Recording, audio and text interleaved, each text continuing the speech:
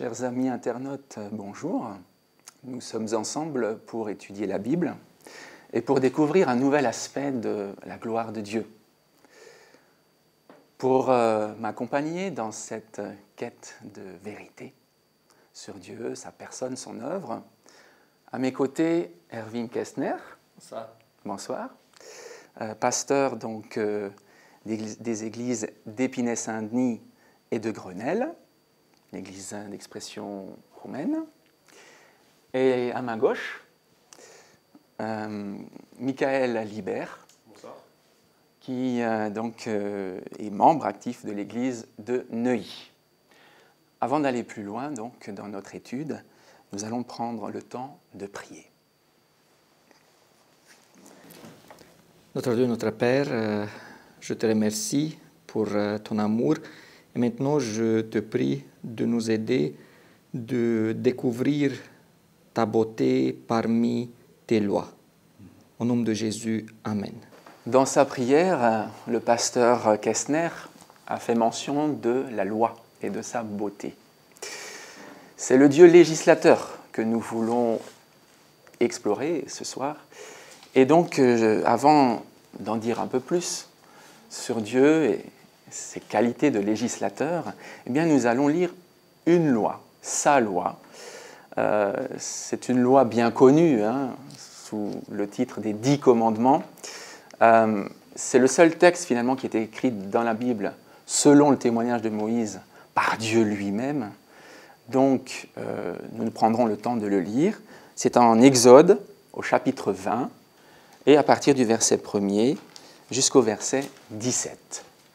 Alors Dieu prononça toutes ces paroles en disant : « Je suis l'Éternel, ton Dieu, qui t'a fait sortir du pays d'Égypte, de la maison de servitude. Tu n'auras pas d'autre Dieu devant ma face. Tu ne te feras point d'image taillée, ni de représentation quelconque des choses qui sont en haut dans les cieux, qui sont en bas sur la terre, et qui sont dans les eaux plus bas que la terre. Tu ne te prosterneras point devant elles, et tu ne les serviras point. Car moi, l'Éternel, ton Dieu, je suis un Dieu jaloux, qui punit l'iniquité des pères sur les enfants jusqu'à la 3e et à la 4e génération de ceux qui me haïssent, et qui fait miséricorde jusqu'en 1000 générations à ceux qui m'aiment et qui gardent mes commandements. Tu ne prendras point le nom de l'Éternel, ton Dieu, en vain, car l'Éternel ne laissera point impuni celui qui prendra son nom en vain. Souviens-toi du jour du repos pour le sanctifier. Tu travailleras 6 jours et tu feras tout ton ouvrage. Mais le 7e jour est le jour du repos de l'Éternel, ton Dieu. Tu ne feras aucun ouvrage, ni toi, ni ton fils, ni ta fille, ni ton serviteur, ni ta servante, ni ton bétail, ni l'étranger qui est dans tes portes. Car en 6 jours l'Éternel a fait les cieux, la terre et la mer et tout ce qui est contenu. Et il s'est reposé le 7e jour. C'est pourquoi l'Éternel a béni le jour du repos et l'a sanctifié. Honore ton père et ta mère, afin que tes jours se prolongent dans le pays que l'Éternel, ton Dieu, te donne. Tu ne tueras point. Tu ne commettras point d'adultère. Tu ne déroberas point. Tu ne porteras point de faux témoignages contre ton prochain. Tu ne convoiteras point la maison de ton prochain. Tu ne convoiteras point la femme de ton prochain, ni son serviteur, ni sa servante, ni son bœuf, ni son âne, ni aucune chose qui appartienne à ton prochain. C'est là une loi morale. Une loi morale qui s'énonce en 10 commandements, ou paroles, si l'on reprend le terme hébreu. Il y a différentes formes de lois.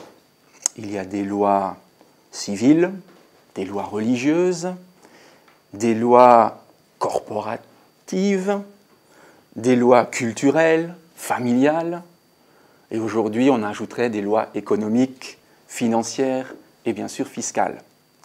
Mais cette loi est une loi morale. Donc en cela, elle a quelque chose de particulier. Déjà, la première question que j'aimerais vous poser, nous poser, c'est qu'est-ce qu'une loi et quelle est son utilité ou son but? Là où ils sont plusieurs personnes, 2 ou plusieurs personnes, il faut des règles, des lois pour régler la vie en commun. Donc régler la vie en commun, mettre de l'ordre dans les relations en quelque sorte. La définition de la loi enfin une des définitions qu'on peut donner pour le mot loi, c'est en fait une règle qui est établie par une autorité souveraine. Alors la loi a plusieurs buts, celle de donner un cadre, comme on l'a vu, mais la loi peut aussi nous révéler des choses sur le caractère du législateur. Effectivement. On découvre d'ailleurs que Dieu lui-même révèle un aspect de sa personne au moment où il promulgue sa loi. Donc, j'insiste sur ce que Michael a dit, mettre des frontières, d'un cadre. Ça, c'est très important. C'est ce que la loi fait. Donc la loi pose un cadre, elle établit des limites. Ces limites... Elle garantit le bon fonctionnement. Le psaume 119 nous dit « C'est d'après tes lois que tout subsiste aujourd'hui ». Donc en fait, la loi, c'est un peu la garantie du bon fonctionnement des choses. D'accord. Qui dit loi dit aussi, bien sûr, contrainte, exigence, ordre, obligation. C'est vrai que la loi peut être formulée de façon positive ou de façon négative. Ici, nous en trouvons un. Ici, c'est celui qui concerne donc l'honneur qui est dû au père et à la mère. Et il y en a 9 qui sont formulés négativement. Donc on a soit des devoirs, soit des interdits. Bon, comme Michael l'a suggéré, c'est vrai que ces commandements nous révèlent quelque chose du législateur. Et qu'est-ce qu'il nous dit justement sur le législateur? On trouve cette chose auprès de ses enfants. C'est très difficile de trouver le bon moyen. Parfois, on se demande, est-ce que j'ai mis trop d'interdictions? Est-ce que est-ce que c'est nécessaire de mettre en plus? Donc, comme nous savons et nous voyons que les lois sont toujours contestées, comment on peut reconnaître si les lois sont bonnes et si le législateur est quelqu'un de bon? Je crois qu'on peut regarder la justesse d'une loi. On peut voir si elle est la même pour tout le monde. On peut voir aussi si une loi ou si la loi t'aide à avancer ou t'empêche d'avancer.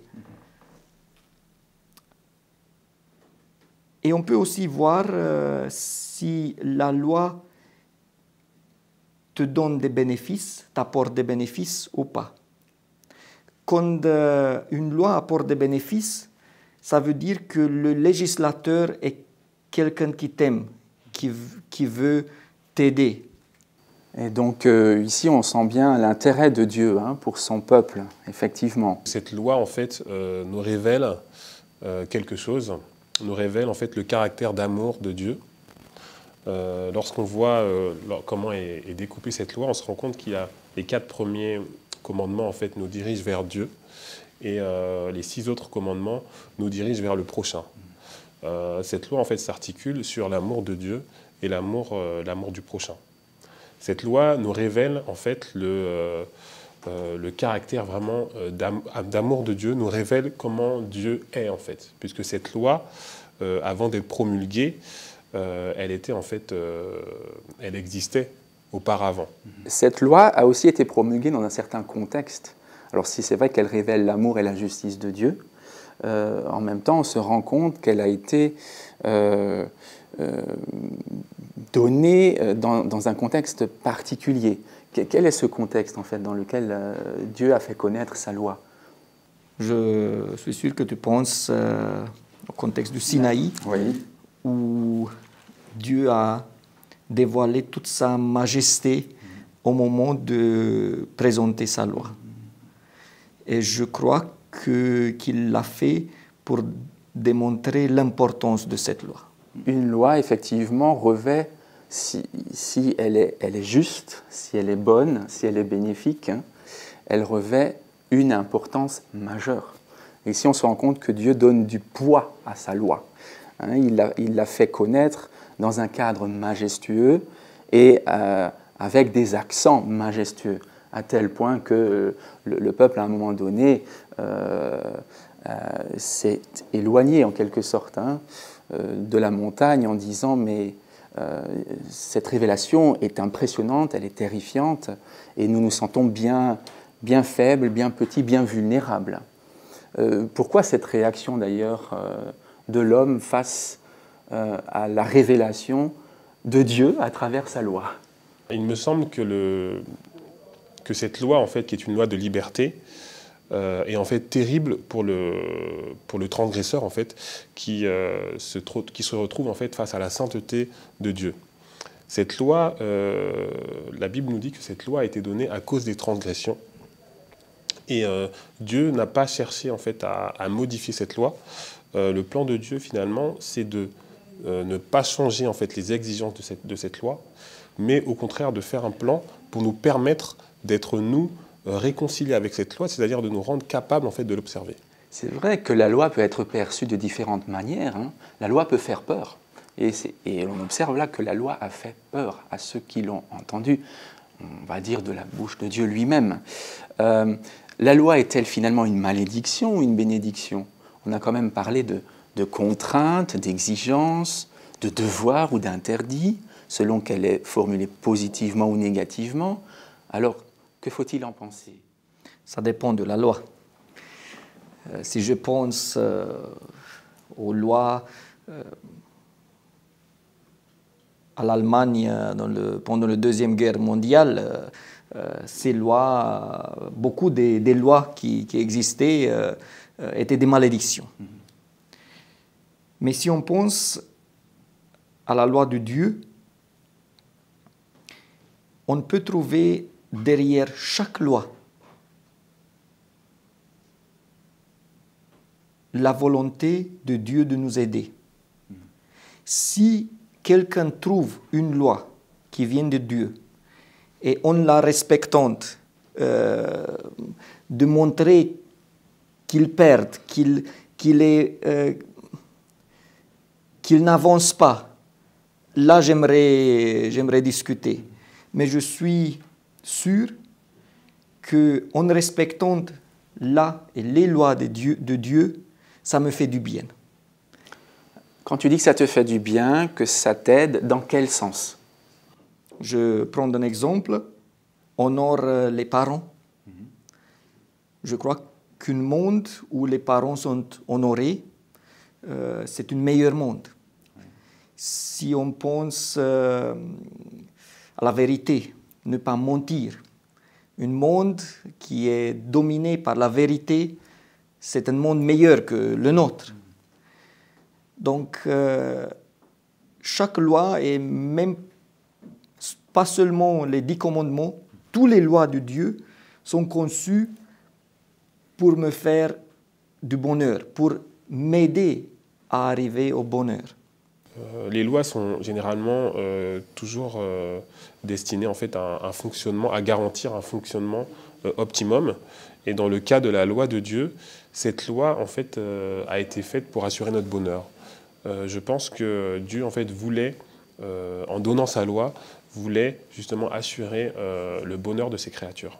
D'accord. C'est pour ça que les prophètes insisteront beaucoup sur les bienfaits qui sont liés à l'observation de la loi.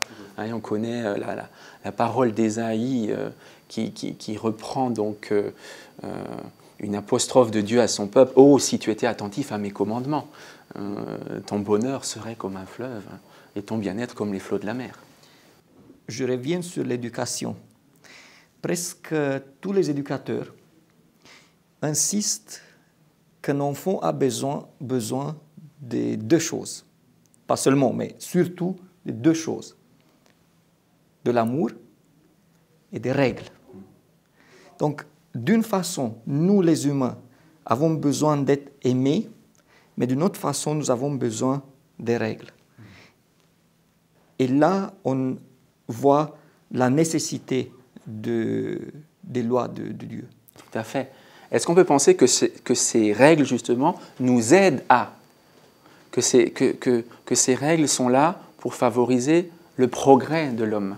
d'une façon et de l'autre façon de me garder de tomber dans l'abysse, de perdre, d'arriver au mal. Le mal qui est tout le contraire de l'amour, justement. Parce que Dieu ici se révèle en tant qu'un Dieu d'amour, un Dieu de justice. Il va effectivement demander l'amour et la justice à ses sujets. Qu'une seule transgression de la loi, donc le péché d'Adam, on voit encore aujourd'hui les conséquences.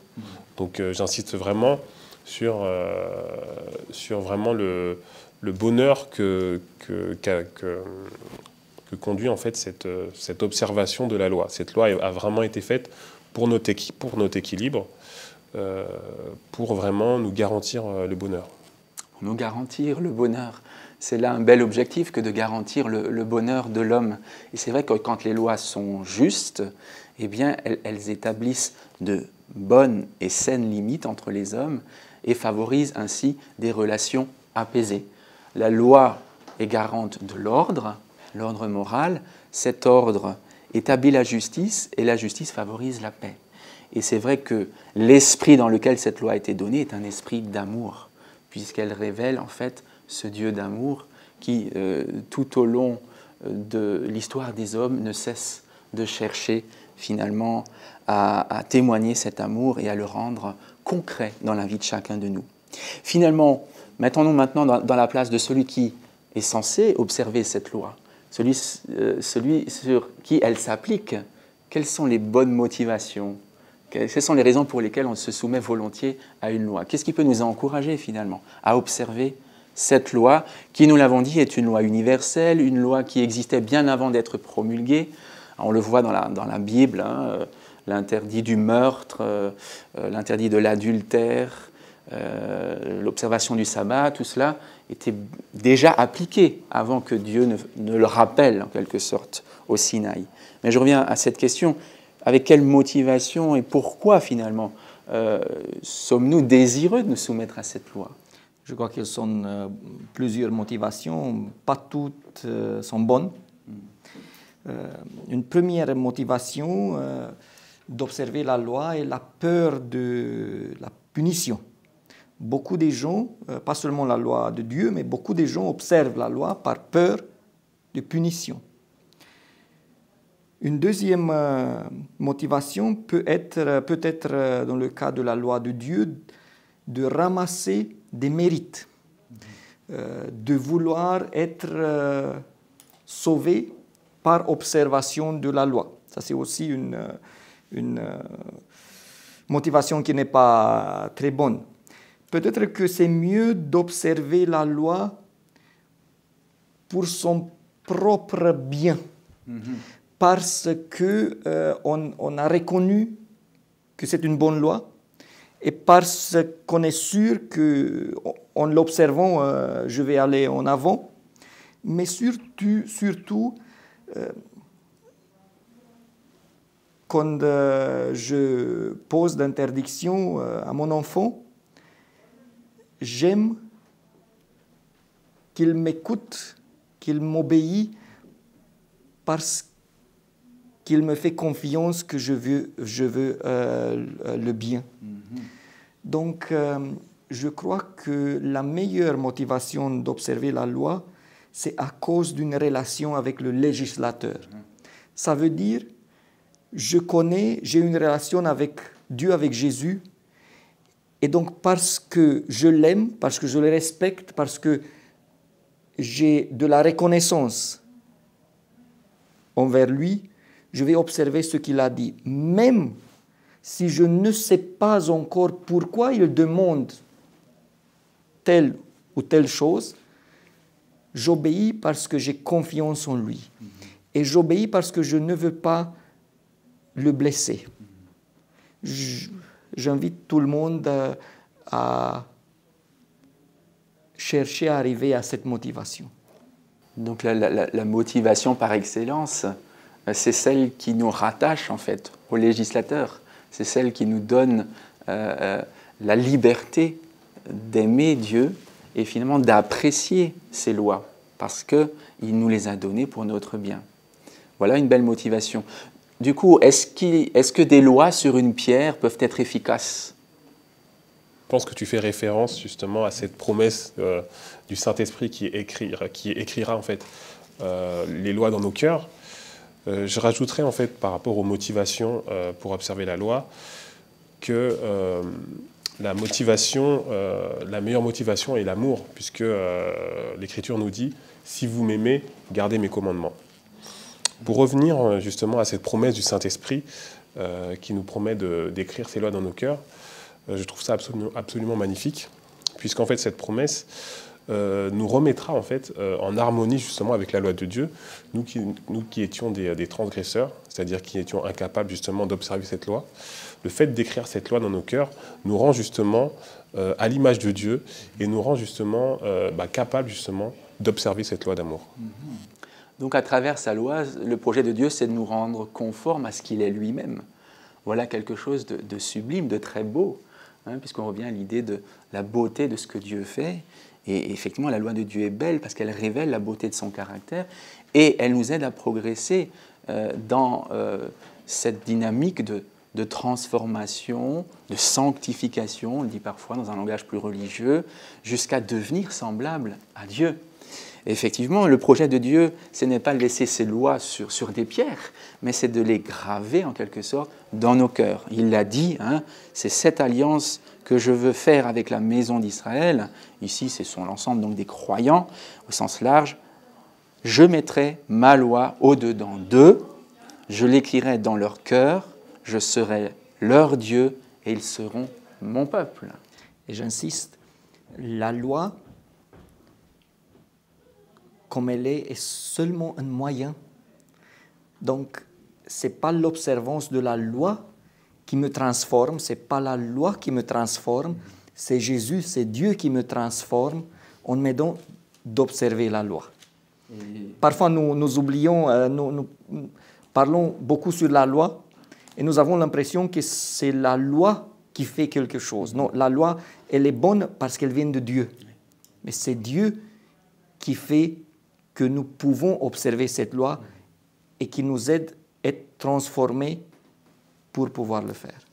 C'est vrai qu'elle est bonne, cette loi, à tout point de vue. Elle est bonne pour celui qui la transgresse, parce qu'elle lui dit « tu transgresses la loi, tu agis mal, tu t'opposes finalement au plan de Dieu et tu agis contrairement aux règles de l'amour, hein, aux règles du respect, aux règles de la justice ».